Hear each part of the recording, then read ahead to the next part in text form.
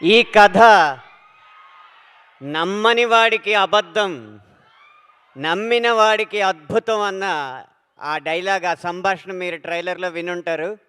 నేను రెండోదే ఈ కథని పూర్తిగా నమ్ముతున్నాను. మీరు అద్భుతం చూడబోతున్నారు. అలాగే కలెక్షన్లతో ఎస్కేఎన్ గారి కళ్ళ ముందు ఒక అద్భుతమైన బంగారు మేడ మీరే కట్టించి ఇవ్వబోతున్నారు. ఒక అద్భుతమైన విజయానికి సాక్షిభూతంగా నిలవబోయే ప్రేక్షకులందరికీ ముందుగానే నా నమస్కారం. ఇలాంటి కథ 100 మంది రాయగలరేమో, 10 మంది తీయగలరేమో, వేళ్లతో లెక్క పెట్టేంత మంది చేయగలరేమో, కానీ ఒక్కడే ఇలాంటి కథను మోయగలడు. ఈ కథని నమ్మాలి, నమ్మినంత మాత్రాన సరిపోదు.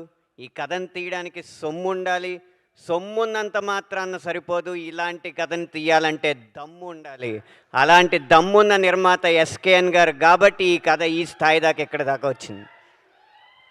ఈ కథ వరకు నేను ముందు ప్రార్థించేది, ముందు నమస్కరించేది మాత్రం ఇలాంటి కథని తెర మీదకి ఎక్కించాలన్న ఆశయంతో ఎన్నో వ్యయ ప్రయాసలు కోర్చి, ఒడిదుడుకులు కోర్చి మన దాకా తీసుకొచ్చిన ఎస్కేఎన్ గారికి నా ఆది వందనాన్ని అర్పిస్తున్నాను.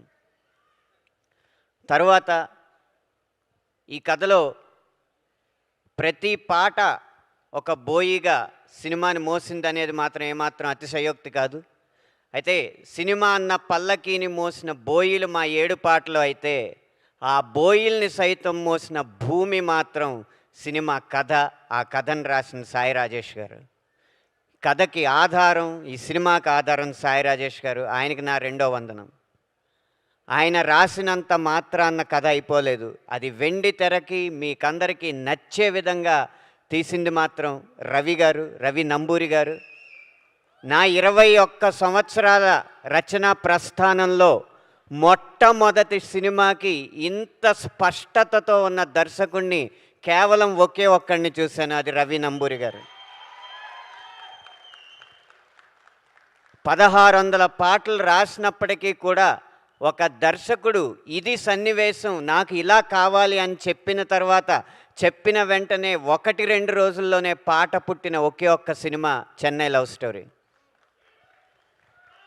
ఇదే స్పష్టత, ఇదే స్వచ్ఛత ఆయన ఎన్ని సినిమాలు తీసినా ఉండాలని, ఈ వ్యాపారం తాలూకు మలినాలేవి వారికి అంటకూడదని మనస్ఫూర్తిగా ఆశిస్తున్నాను, ఆశీర్వదిస్తున్నాను కూడా. ఇక ఒక గాయని గనక పాటలో నటించే నటి అయితే, ఆ పాట ఎన్నింతలు అద్భుతంగా మీరు ఆస్వాదించేలా ఉంటుంది అనడానికి నిదర్శనం ఈ సినిమాలో కనబడబోతుంది. నా సినిమాల్లో ఎప్పుడో అరుంధతి సినిమాలో అనుష్క గారిది అలాంటి అభినయం చూశాను నేను రాసినప్పుడు. ఇన్ని సంవత్సరాల తర్వాత శ్రీ గౌరీ ప్రియ గారి అభినయానికి నేను అబ్బురపడ్డాను అనడానికి ఏమాత్రం వెనకాట్లేదు. ఇక కిరణ్ అబ్బవరం గారు ఒక్క చిరునవ్వుతో సెకండ్ హాఫ్ మొత్తాన్ని కూడా మోసారు. మీ నవ్వు ఎన్ని కోట్లు తెచ్చిపెడుతుందో ఇంకొక 4-5 రోజుల్లో తేలబోతుంది.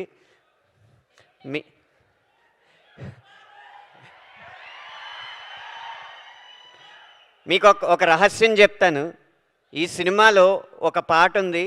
ఆ పాట మేము విడుదల చెయ్యలేము. విడుదల చేస్తే సినిమాని విడుదల చేసినట్టే. ప్రతి పాటకి రాజేష్ గారు ఇచ్చిన కథ, రవి గారు ఇచ్చిన సన్నివేశం బలమైతే, ఈ పాట మాత్రం కేవలం కిరణ్ గారు, శ్రీ గౌరీ ప్రియ గారు నటన చూసి మాత్రమే నేను రాశానని ఈ రహస్యాన్ని మీ ముందు పంచుకుంటున్నాను. దానికి మీ ముందు రాయి అని స్వేచ్ఛనిచ్చిన మణిశర్మ గారికి నా పాదాభివందనాలు అర్పిస్తున్నాను. మీకు ఒక అనుభవం పంచుకోవాలి. నేను 8వ తరగతిలోనూ 9వ తరగతిలోనూ ఉన్నప్పుడు సినిమాల్లోకి వెళ్తానంటే, ఎలా వెళ్తావు, ఏం చేస్తావు అని అడిగారు. మా ఇంట్లో నాకు కాళ్ళు నొక్కే అలవాటు ఉంది అందరికీ. నేను నొక్కితే చాలా బాగా ఆస్వాదించేవారు అనమాట మా తాతయ్య గారు, నాన్నమ్మ గారు అందరూ. నాకు కాళ్ళు నొక్కడం బావచ్చు, చెన్నై వెళ్ళి మణిశర్మ గారు ఇల్లు తలుపు కొట్టి ముందు కాళ్ళు నొక్కే ఉద్యోగంలో జాయిన్ అవుతాను. కాళ్ళు నొక్కుతూ నేను పాటలు రాయగలనండి అని చెప్పి నా పాటలు వినిపిస్తాను, అప్పుడు ఆయన అవకాశం ఇస్తారని చెప్తా ఉండేవాడిని వేసవకాలం సెలవుల్లో. కాళ్ళు నొక్కలేదు, కానీ ఆయన ట్యూన్లకు మాత్రం పదాలు అందించే అదృష్టం నాకు కలిగింది. ఈ వేదిక ముఖంగా వారికి నా పాదాభివందనాలు తెలియజేసుకుంటూ, ఇంత మంచి బాణీలు ఇచ్చి పదాలు రాయడానికి స్ఫూర్తినివ్వగా, అలాగే నేను రాసిన పదాలకి మంచి బాణీలు కడుతూ, అన్ని విధాల ఈ ఆల్బమ్‌ని మనసారా మీరు ఆరాధించిన విధానానికి బృందం అందరి తరపున కూడా మీకు వందనాలు అర్పిస్తున్నాను సార్. ఆఖరిగా ఇక్కడున్న అందరూ ఆయన అభిమానులే. ఈ కథ రాసిన రాజేష్ గారు, కథ తీసిన రవి గారు, ఈ కథ కోసం ఖర్చు పెట్టిన ఎస్కేఎన్ గారు, ఇందులో నటించిన కిరణ్ అబ్బవరం గారు, అందరూ కూడా ఆయనకి అభిమానులు.